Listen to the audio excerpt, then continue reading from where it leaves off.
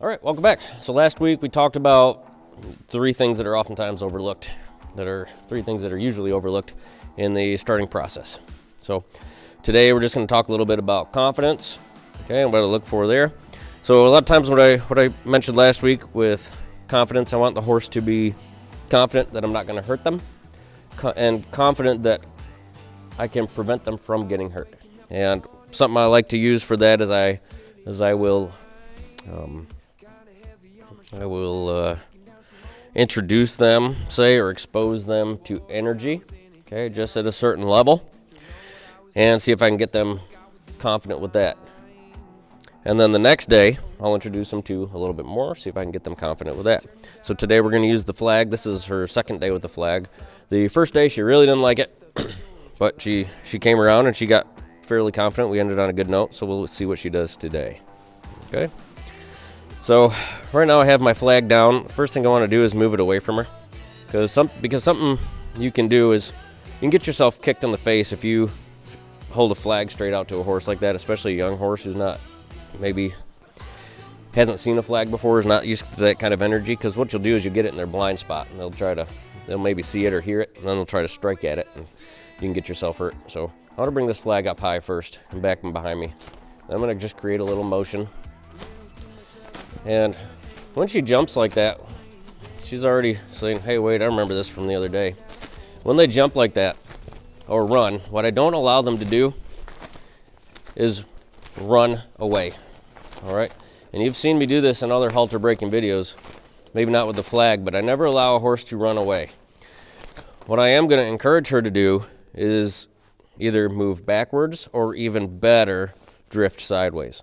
So before you introduce this type of work, it's really good to get your 5 yields working so they at least understand to drift sideways when you guide them like that, even when they're scared. So that's the degree that I like to teach this. Okay, I'm going to move to this other side. On another note, this is the couch potato personality of a horse. All right, meaning there's not a lot of go to this horse. You really have to push her, and I don't like to really have to push on a horse, so what I'll do for a horse like this is I'll push enough to cause them to go, and I'll release when they put in effort into what they're doing. Okay, so she figured it out on that side. I'm just going to allow her to think about it for a minute until she's done thinking. Looks like she's ready to move on. So on this side, I'm going to add the flag. If she needs to move, I'm going to encourage her to go sideways, but never straight forward. If you allow straight forward, you're allowing for the runaway instinct, the flight instinct of the horse to be in there. And we're trying to take that out. Okay. Now, what I don't want to totally do is make her stop her feet. Right? That's going to be her choice. Stopping her feet's going to be her choice, and then I'm going to stop the flag. All right. So I'm adding energy. She's realizing this energy is not hurting her. I'm controlling her feet when the energy happens. Okay. I'm controlling her feet and moving her in a way that I want her to move, and she comes out safe and unharmed. And guess who's there when she comes out safe and unharmed? I am, or you are, or Rich is, or Krista is, okay? Well, she needs time to process. Again, these couch potatoes, they're very smart. They're very, very, dare I say, intelligent. They're very smart animals if you give them the time to sit and think. Okay, they all need time to sit and think. These guys need a little extra time. But if you give them allow them this time, that's why I'm sitting here running my mouth so much at you guys. But if you give them the time to think and process, the extra time, they pick up on this stuff more quickly. Another big thing I can't stress enough with these couch potatoes, where you feel like you're pushing on them all the time. You heard me say this about the wallflowers. For a wallflower, I'll release when you're starting to feel okay. It's not about the task. It's about you feeling okay about what you're doing. With the couch potato, it's not about doing the task perfectly well. It's about putting effort into the task that we're doing. Then I'll back off, and then the tasks shape up from there. Whether it's the wallflower, the tasks shape up as they become confident about what you're doing. This one's confident. She just doesn't want to move. All right, so the task will shape up as she starts to put effort into what we're doing. Okay, so you need to make sure you're not only releasing at the right time. If you're looking for the perfect task, you might not have the effort. If you're looking for the task to be done perfectly, you might not have the effort in which your progress is just going to stall out or maybe even decline. And same with the wallflowers. If you're not waiting for them to be confident within the task, you're not going to get very far. It's not about the task with the couch potato. It is about effort. Okay. I think that was a good amount of time for her to think. She's starting to look around. She saw the dog and moved the flag. That was kind of a double spook there. Okay, good. She's not running from that. That's good. So I'm going to change this a little bit. Last week you heard me talk about with confidence, or with lightness a little bit. They need to be light in the right places and they need to be desensitized in the right places.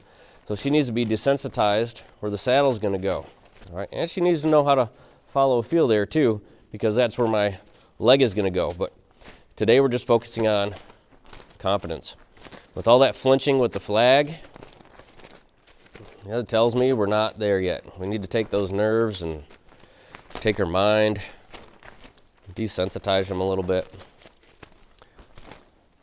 When I work with these flags, I like to think I'm painting the wall. I'm just stroking up and down. I'm not whacking her with it. I'm just painting. And I'll really paint this saddle area a lot. Okay, I'll paint it. I'll paint the back cinch. There, she dropped her head a little bit. She relaxed. The flinching didn't totally stop, but she did relax. Now she's confident enough to come and check that flag out. There's some licking and chewing. That licking and chewing happens because when they get nervous, their mouths dry up. When they start to calm down a little bit, they lick and chew to bring saliva back to their mouth. It's a point in time at which they're able to start processing what just happened. Releasing at the right point, at the right time is important. Now, something I'm not going to do with this flag is try to desensitize her whole body, right? I do need to be able to pet her everywhere with it, right? That's really something that needs to happen. But unlike the saddle area, I'm not going to go until all over her body until the nerves are dead, because you especially don't want to do that with the couch potatoes, because then you're going to have to whack on them a little bit more than you want to get them to move. All right, you want them to stay sensitive in the right spots, desensitize the other spots, but still be able to touch them and pet them everywhere. Okay, good, that's nice. Let's move to this other side. We'll test this side out and we'll call that good. And next we'll move on to lightness.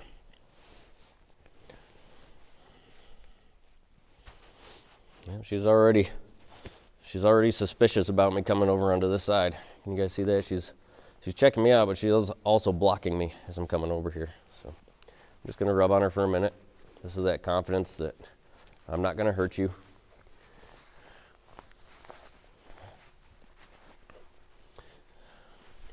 Or confidence that I can prevent you from getting hurt.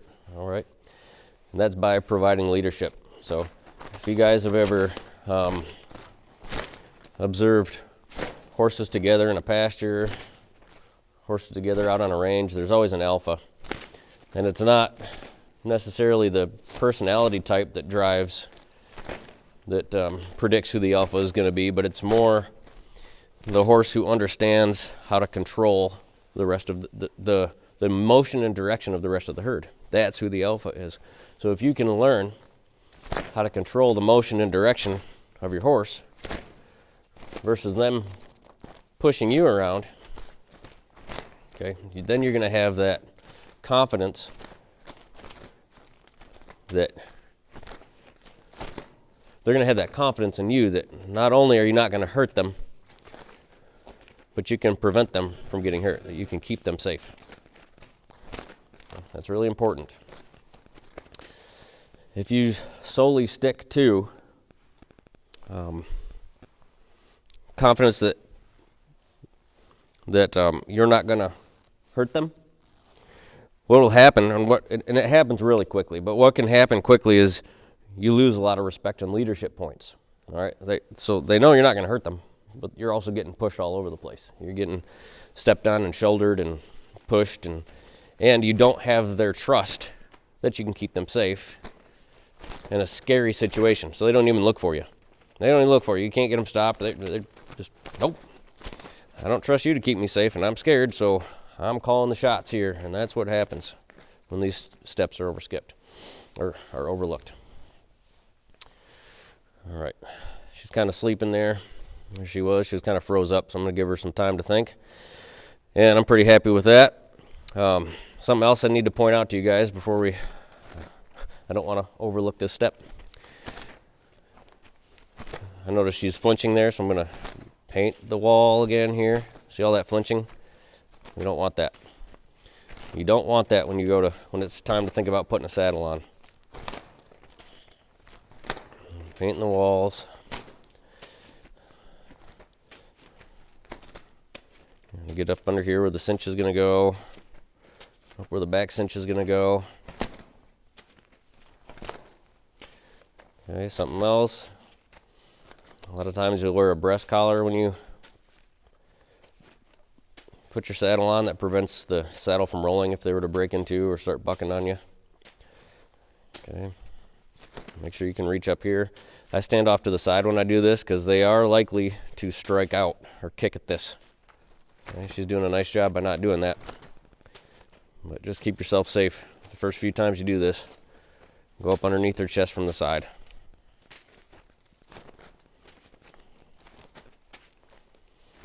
If she needs to move, again, that's fine. I'm not going to prevent her from stopping her feet.